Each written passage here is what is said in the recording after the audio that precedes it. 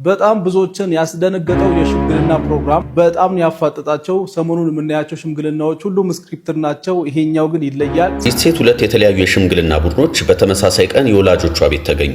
ክስተቱ የተጀመረው ጠዋት ላይ ሲሆን የመጀመሪያው የሽምግልና ቡድን ወደ ወላጆች ቤት ተገኝተው ጥያቄያቸውን አቅርበዋል። ይሄኛው ሽምግልና ግን ብዙዎችን አስደንግጧል። ሽምግልና መሬት ማንቆጥቀጥ፣ ሰርግ መሬት ማንቆጥቀጥ፣ አረገዝኩ መሬት ይንቆጠቀጣል፣ የአጥር ወፍ አትስማሽ መሬት ይንቆጠቀጣል፣ ስትወልዱ መሬት ይንቆጠቀጣል። ተሮጋጉ በቃ በስቃቢር። ሰላም እንደምን ናችሁ? እንደምን ከረማችሁ? ይህ ደጀ ሰላም ነው። እንግዲህ በሰሞኑ አነጋጋሪ ሽምግልና ታይቷል። ለሽምግልና ሄዱ ሰዎች ሽምግልና የሚጠይቋትን ልጅ ባለማወቃቸው በጣም ትልቅ መነጋገሪያ ሆኗል። ሽምግልና ስርዓቱ ምንድነው የሚሉትን ነገሮችም አብረን እንመለከታለን። በጣም ብዙዎችን ያስደነገጠው የሽምግልና ፕሮግራም በጣም ያፋጠጣቸው ሰሞኑን የምናያቸው ሽምግልናዎች ሁሉም ስክሪፕትድ ናቸው። ይሄኛው ግን ይለያል። ሰሞኑን የሽምግልና ፕሮግራሞችን ቲክታክ ላይ እያያችሁ ነው ብዬ አስባለሁ። በመኪና አበባ ብቻ ተጭኖ የሚመጣበት ሽምግልና ሰሞኑን አይታችኋል። ግራውንድ ፕላስ 2-3 የሚሆኑ ቤቶች በ100,000 ብሮች ተከራይተው ምናምን ሽምግልና ፕሮግራሙን ለማድመቅና ለቪዲዮ እንደዚህ አይነት ነገር ብዙ ሰምታችኋል ብዬ አስባለሁ። ይሄኛው ሽምግልና ግን ብዙዎችን አስደንግጧል። ፋዘር እንዴት እንደሚያፋጠጣቸው ተመልክቶ እኔ ለነሱ ተሸማቀኩኝ። እንዴት ቢያንስ የልጅቷን ስም በትክክል አልያዙም?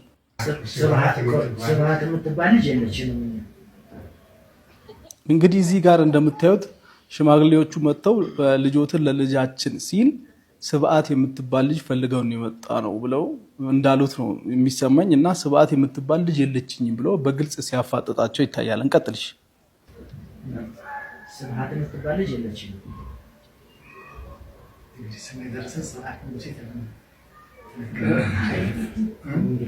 ሌላ ቤት ሊሆን ይችላል።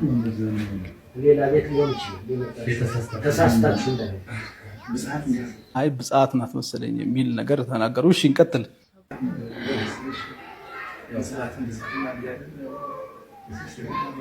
ተጋጋጅ የለም። እኛ ልጃችን ስም አላት። ትክክለኛ ስሙን ልጠራ ይገባል። ስሙን እንትን ካላለ ደግሞ እኛ እንዴት እንትን እናደርጋለን?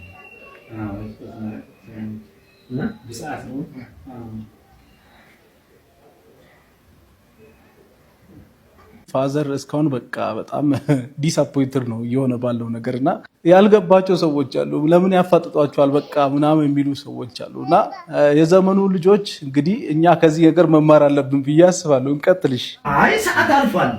ካሳለፍን ሳይሆን አሳልፋችኋል። 1 ሰዓት ተኩል ነው ያሳለፋችሁ። 4 ሰዓት ቀጠሯል አይደለም? ቀጠሮ 4 ሰዓት አይደል የተባለው? 4 ሰዓት ነው። ሙሉ ቪዲዮን ባሳያችሁ ደስ ይለኝ ነበር፣ ግን በጣም ረጅም ስለሆነ ነው። አሁን ሰው ቢዚ ነው ተብሎ በቃ በአንድ ቀን ይጠናቀቅ ሽምግልና ሲባል ደግሞ ቶታሊ ድራማ ሆነ።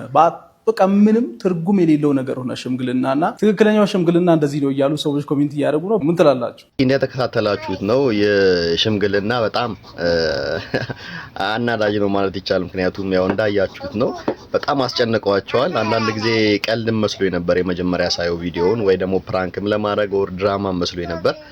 ነገር ግን የሆነው ያው ሪል ነው የእውነት ነውና እንደዚህ ነገሮች ያጋጥማሉ ብዬ አስባለሁ። የሚያጋጥመው ምንድነው እንግዲህ የሚተጫጩት ወይም ደግሞ ሽምግልና የሚጠይቀው አካል ሽማግሌ ብሎ ያሰባቸው ሰዎች በደንብ ባለማዘጋጀቱ፣ እንደዚሁም ደግሞ ምን ይጠየቃል ምን መለስ አለባችሁ የሚለውን ነገርም ባለማዘጋጀቱ እንደዚህ ነገሮች ይፈጠራሉና እንግዲህ ወደፊት ሽምግልና ለምትልኩ ሰዎች ያው እንደዚህ ነገሮች እንዳይፈጠሩ በጣም መጠንቀቅ ይኖርባቸዋል።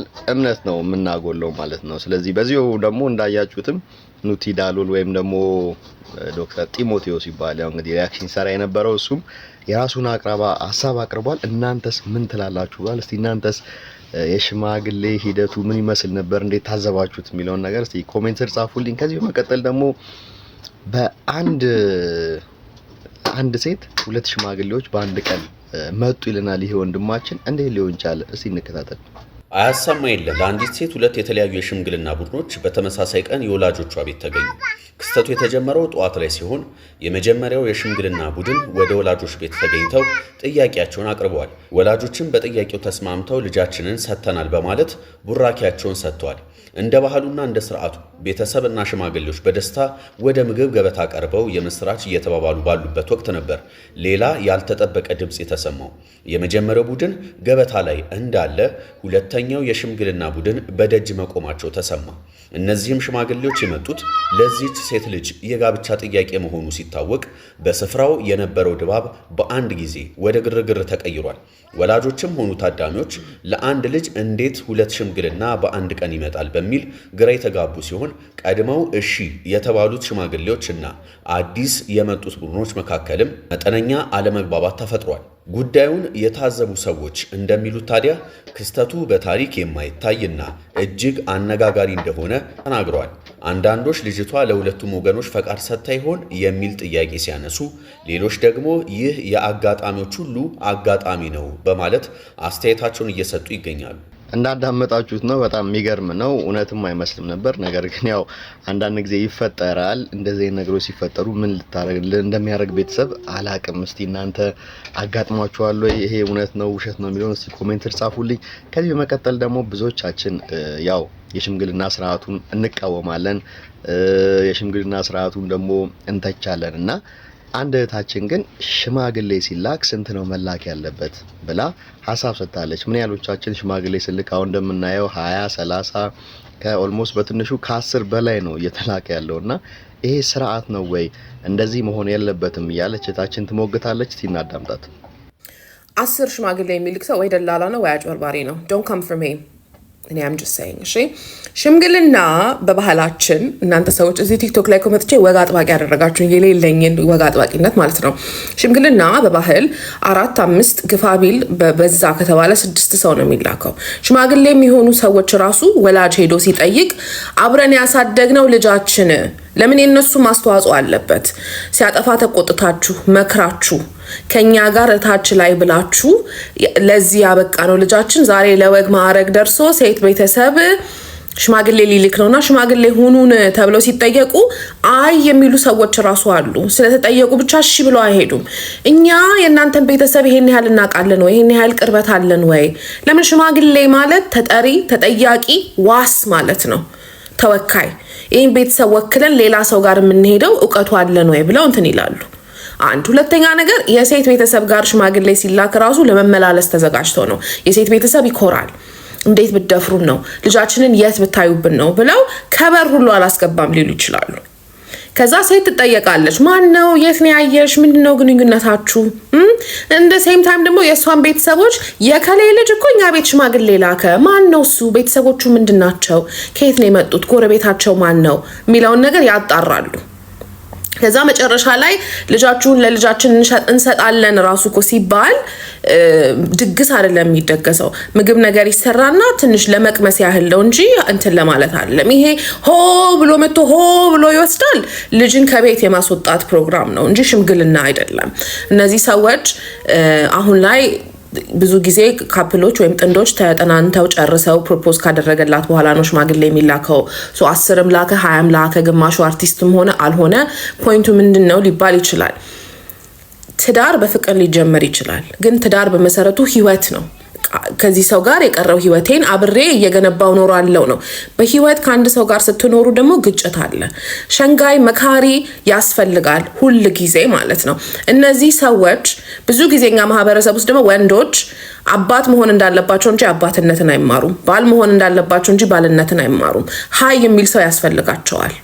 በዚህ የህይወት ጉዞ ያለፉ ሰዎች ለናንተ ለሴትም ለወንድም ለቤተሰቦቻችሁም ጥሩ የሚመኙ የልብ ጓደኛ የተባሉ አዛውንቶች ናቸው ሽማግሌዎች ማለት።